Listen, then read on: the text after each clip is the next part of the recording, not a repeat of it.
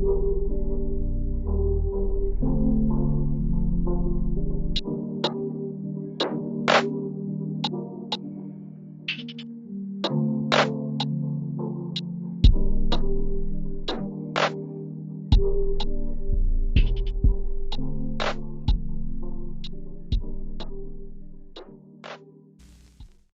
our listener Q&A, we had a pretty interesting question. Ask us to talk about the Peter DeBoer firing and where we think he might end up as well. But let's just start. Let's just recap the news. I want you to kind of give me your thoughts on the DeBoer firing because you have your toes in Vegas a little more than I do. First of all, congratulations for not forgetting that this was a listener Q&A. Thank you. A couple times now, but we'll give it to you. Man, Peter DeBoer, 513, 397, and a 123 overall record as a coach. Wow. 98, 50, and 12 record with Vegas. Western Conference Finals in 2020. West Semifinals in 2021. Won the division, I think, once.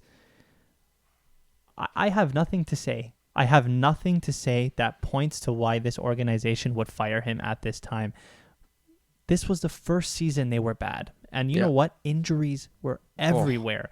And with that, with Pacioretty, with Eichel, with Stone, with Theodore, with Martinez, with Leonard, all going down, the team still managed to amass a record of 43, 31, and 8, put up 94 points, and they just came up 4 points short of a playoff spot for the postseason. I don't see any reason to fire him. What the GM said was that the decision wasn't based on last year. It was based off of moving forward, and he thought that a new voice would be better for the team. Arguably the most cliche thing I've ever heard. That's such a cop-out answer. Right? I mean, I think the biggest problem why he was fired is that they left a really poor taste in the management's mouth at the end of the season. They had a late season stretch where the Knights got one win in like 6 games, had a shootout loss to Dallas, which was the reason why they didn't make it. I mean, maybe they get a sense that Peter DeBoer lost the room because they had a pretty easy schedule going down the stretch. Still lost.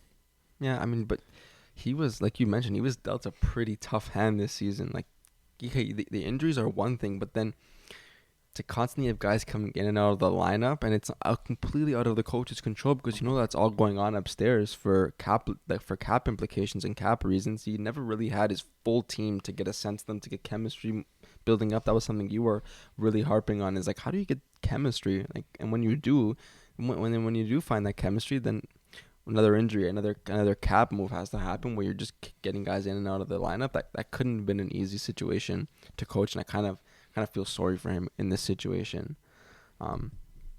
Vegas is just cutthroat. Like, if they don't win, they're like, what can we do? Can we get the biggest fish at free agency? Give me Petro. Oh, Eichel's available? Give me him. We have a Vezina winner? Let's trade him for nothing. Let him find out on Twitter. Like, they are savage, and it's kind of nice to see, like, the little bit of ruthlessness in the NHL because it's not something we usually see, but it seems almost like, I don't know how to describe it. It's so reactive. It's not like thought out ruthlessness. It's just panic. It's like the NFL.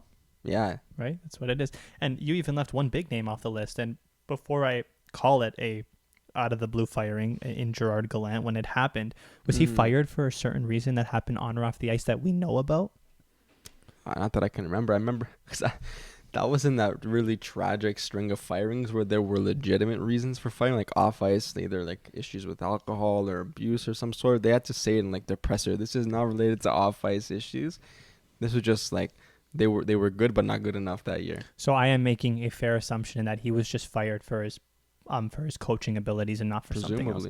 Yeah. So if we go along that road, that was another cutthroat firing. Maybe one thing that I can see why Vegas fired DeBoer at the time that they did is, like you said, they have a knack of going to get the best coaches, players whenever available.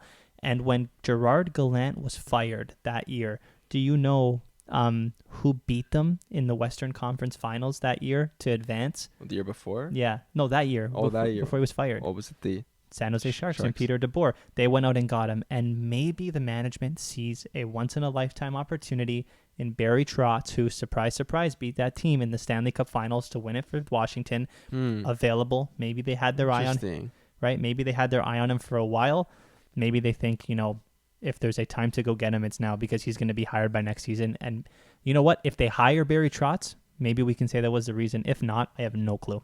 Yeah, we're going to have to wait a little bit of time to really know whether this was the right call or not. But I think you're onto something 100%. I think they have Barry Trotz in their sights. One thing also important to talk about. A lot of people like to make jokes and memes and laughs about Jack Eichel, about ruining franchises that he goes to. Yeah. One thing I feel very sorry for Jack Eichel is he's been in the season for 7 years. He has had 7 different coaches now. There is a lot to be said about a player young in his career who goes under the wing of a coach who develops them into the player that he's going to be. We've seen it with Mike Sullivan happen a bunch of times. I wonder if Jack Eichel could have been even better than he was now, which is difficult to say because he's point per game. I think he could have been. If he had a good supporting staff, like a good coaching staff that stuck with him for 3 or 4 years, like 7 coaches in 7 years. That's tough. How do you find your feet in that circumstance? I don't understand. I feel for him. He came here to play playoff hockey. Came at probably the worst time because everybody was injured. Yeah. Next year they're gonna make the playoffs. Yeah. Apparently he was playing the last 6 season with like a broken thumb or something like that too. Just another injury on top of all the other stuff that he had to deal with. Hopefully for his sake they have a bounce back year. Yeah, I wonder who the possible candidates will be to fill this vacancy. Things that come to mind are Claude Julien. I mean, Paul Maurice is available. Alain Vignon's available. Yeah. Mike Babcock is available. I mean, I heard some rumors, some rumblings about Joel Quenneville. Probably not, because he'd need permission to return from Gary Bettman, and infinitely more importantly, he should never be allowed to coach in the NHL again. No, he definitely shouldn't. I'm just reporting off of what I heard on Twitter. Wouldn't be surprised if that happens at some point. We've seen it happen in other sports. I hope to God it doesn't. But I mean, from these names, I mean, Paul Maurice sounds like a viable option if he wants to. Right? He resigned. Yeah, he did resign. I could see him coming back. Right? I do think Trotz is the guy. The second part of this question was, where do you think DeBoer goes now? Well, you have any teams in mind? I have a couple that I think might be good fits. I was going to say quite possibly the Islanders, but they hired that guy. I don't know who his name is. I think it was Mike Lambert. He was their assistant coach, which is kind of funny because Lou said they needed a new voice. This guy's been in the change room for the past 3-4 years. That's just Lou saying literally the most cliche things anytime he gets the chance to. So. All right, who do you think? Well, when I thought about where's DeBoer found success, and it's definitely not going to be on a rebuilding or a younger team. The teams that he had success with, the Devils, where he went to the Cup Finals. The Sharks went to the Cup Finals with them as well. Even the Knights. These are older, sort of ready-to-win teams. So I'm thinking Rick Bowness is pretty damn old. I think there's been talks about him retiring. Dallas is they're an older team, but they have a lot of talent. I think they could benefit from a change of voice because they've been playing some of the most boring hockey we've seen in the past 5-6 years. I think that's a good option, Dallas. I think the Jets are also another decent option. We talked about Paul Maurice leaving them, but I think they need to move on from Dave Lowry as well. That team is way better on paper than they performed. Maybe a coach who has had success in taking a team to the next level can have that same success. For the Jets, I think for the Jets, they need to get this decision right, because if they don't and they have another bad team, I think that's the end of that core. They're going to get blown up, and then they might not be good again for a while because let's face it, they're in Winnipeg. So this will be a huge decision for them. I think it might not be a bad idea to go the DeBoer route. Yeah, 2 good looks. I mean, Winnipeg seems to fit the profile that you talked about. A team that's in win mode, is offensively prolific, and sacrifices a little bit on the defensive end. I mean, I know Vegas is a good defensive team now, but when they came into the league, they weren't anything special. Mm-hmm. So it seems to fit the profile, like you said. I mean, yeah, I agree. Is there anything else you want to say about Vegas? I don't have anything. One thing, quickly before we end, that I wanted to talk about on the context of coaches. It came out today that Don Sweeney and Bruce Cassidy are not on the same page, and we can expect to see one of them go before the season starts next year. I did not know that. And I saw today that Cam Neely said he wants to extend Don Sweeney as soon as possible. So does that mean Cassidy is on his way out, or that'd be shocking? If I was the president or whoever is in charge of hiring the GM or the coach, I don't know what that role is. I think it's Cam Neely. I really hope to goodness they don't get rid of Bruce Cassidy. I think he's one of the best coaches in the NHL. They play for him. You talked about it really well that, there's only a few coaches in the league who seem like teams run through walls for them with Brind'Amour. I think Bruce Cassidy is another example of that. I think so.